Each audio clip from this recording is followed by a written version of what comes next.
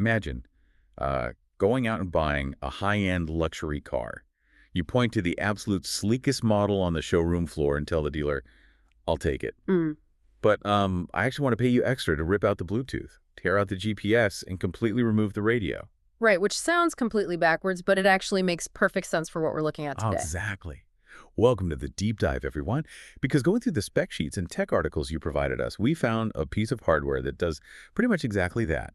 We are exploring the WolfPack Secure 6x18 4K HDMI Matrix Switch from HDTV Supply. And, it costs $4,400, which is wild because our mission today is really to unpack why a device with that kind of massive price tag proudly advertises everything it absolutely does not have. Yeah, it's fascinating.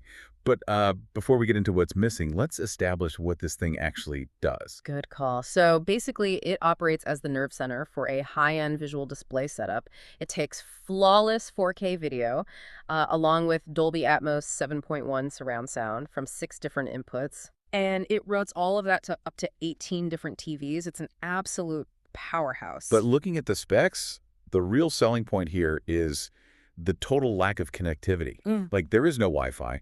There are no apps to download. None. Zero. They didn't even include an RS232 port, which is normally the standard serial cable you'd use to control these kinds of systems remotely. They even ditched the CT6 network cabling. Yeah, and that isolation is the entire point. I mean, think about sensitive environments like military installations or, high-level corporate boardrooms. Where security is everything. Exactly. In those spaces, every single network connection is just a potential backdoor for a hacker. So by stripping away all those standard remote control ports, they engineer away the possibility of a remote network breach entirely. Because the device simply isn't on a network to begin with. Precisely. You can't hack what you can't ping. Which means true data security here relies entirely on strict physical isolation, right? The data paths inside the switch, they don't share memory buffers or crossover at all. Yeah, they're physically kept apart. And you pair that with HDCP 2.3, which is this really strict digital copy protection protocol. Oh, that's the one that mathematically encrypts the actual video signal, right? You got it. It encrypts it so the signal can't be intercepted. You put all that together, and you have a system that's basically immune to remote hacking. Okay, that handles the digital threat perfectly. Yeah. But what about a physical threat? Because someone standing in the server room doesn't need Wi-Fi if they have, like, a screwdriver. Right, the old-fashioned way. Well, the engineers anticipated that, too. They physically locked down the chassis with secure screws and these really intense internal anti-tamper switches.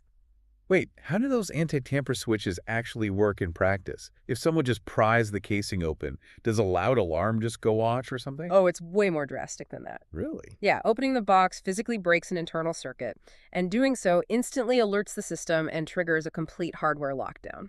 Oh, wow, so it just bricks itself. Essentially, yes.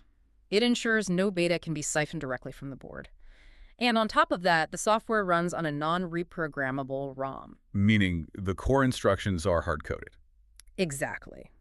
They cannot be overwritten or altered by anyone. You have to operate it strictly via the physical front panel buttons or, the built-in LCD screen. That sounds incredibly secure, but I have to push back here for a second. Sure.